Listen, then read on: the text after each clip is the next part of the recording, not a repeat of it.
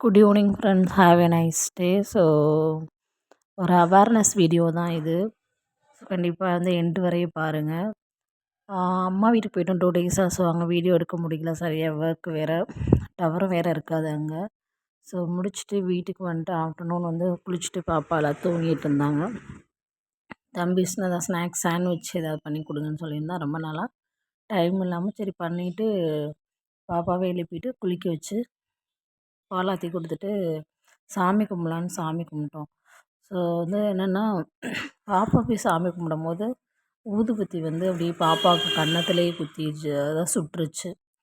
So மனசே கஷ்டமாக போச்சு. நான் அந்த பிக்சர் உங்களுக்கு சைடில் ஆட் பண்ணுறேன்.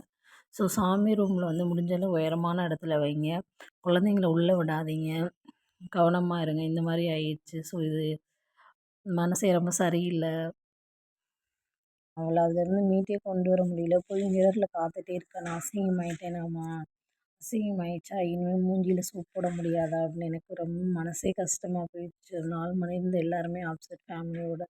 சரி சின்னதாக ஒரு டின்னர் போகலான்னு சொல்லி வெளியில் கூட்டிகிட்டு போய் டைவர்ட் பண்ணலான்னு போயிருந்தோம். தேங்க்யூ.